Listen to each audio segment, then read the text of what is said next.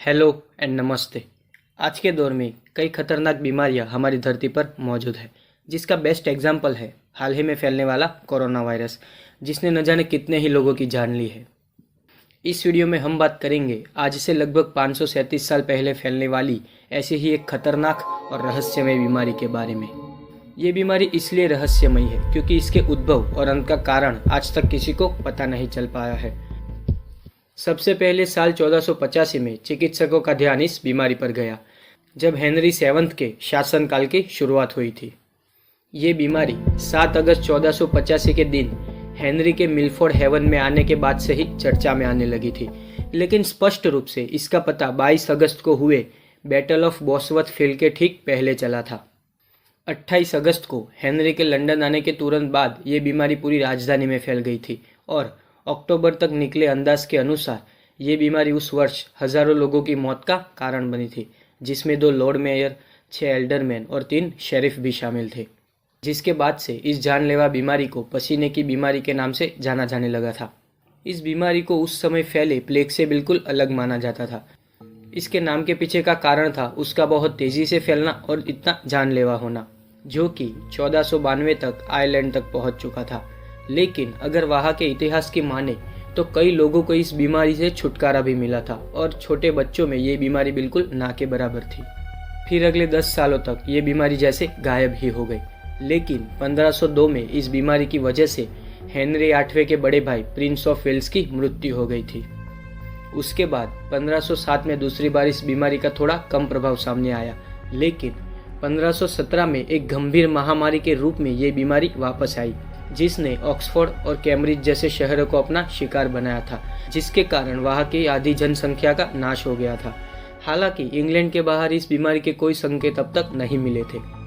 1528 में फिर से इस बीमारी का एक खतरनाक रूप सामने आया, जिसे मई महीने के अंतिम दिवसों में लंदन में महसूस किया गया और आयरलैंड और स्कॉटलैंड के अलावा ये पूरे इंग्लैंड में फैल गया था।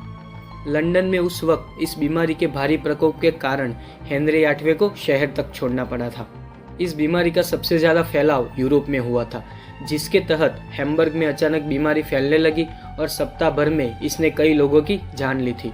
इसके बाद भी ईस्ट यूरोप में भी इस बीमारी का कहर जारी रहा, जिसके बाद दिसंबर में स्विट्जरलैंड और उत्तर में डेनमार्क, स्वीडन, नॉर्वे और पूर्व में लिथुआनिया, पोलैंड और रूस तक ये बीमारी फैल चुकी थी। इस बीमारी की एक अजीब बात यह थी कि ये किसी निश्चित स्थान पर मात्र कुछ समय के लिए ही मौजूद रहती थी और 15 दिन के अंतराल में ये अपने आप उस जगह से नाबूद हो जाती थी।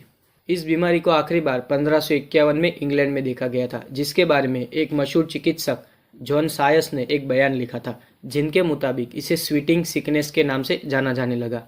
सायस के मुताबिक ये बीमारी अचानक से आती थी, जिसमें ठंडे बुखार के साथ चक्कर आना, सिर दर्द होना, गर्दन और कंधे में दर्द होना जैसे लक्षण दिखाई देते थे।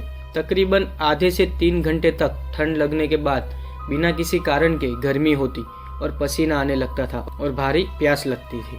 कई बार तो घबराहट होने के साथ दिल में दर्द होना भी देखा गया था। इस बीमारी के आखिरी स्टेज में मरीज को तीव्र सोने की इच्छा होती थी, जो कि बहुत ज़्यादा घातक माना जाता था और कई मामलों में तो मरीज को मृत्यु से पहले कई तरह की पीड़ा भी सहन करनी पड़ती थी। बीमारी के पीछे का कोई ठोस कारण ना मिलने की वजह से ही इसे एक रहस्यमयी बीमारी माना जाता था, लेकिन उस समय के कई डॉक्टर आसपास फैलने वाले गंदगी को इसका कारण मानते थे। तो कई लोग ऐसा भी मानते हैं कि हेनरी 7 ने इंग्लिश थ्रोन प्राप्त करने के लिए जिन किराए के फ्रेंच सैनिकों का इस्तेमाल किया था, उनकी वजह से ये बीमारी वहाँ आई थी। इस रोग के गरीबों के बजाय अमीरों में ज़्यादा फैलने की वजह से इसे बहुत ज़्यादा जहरीला माना जाता था। इस बीमारी को उस समय के कई रोगों के साथ कंपेयर करके इसके पीछे का कारण जानने की कोशिश की गई, लेकिन कोई भी रोग इस बीमारी से पूरी तरह से मेल नहीं खा रहा था। हालांकि हाल ही में फैले हंटा वायरस को इससे काफ़ी मिलता जुलता बताया जा रहा है। तो देखा आपने, इंग्लिश स्वीटिंग सिकनेस एक ऐसा रोग है जिसके होने के पीछे की ठोस वजह आज तक अज्ञात है और इसका अचानक से विलुप्त होना भी किसी मिस्ट्री से कम नहीं है।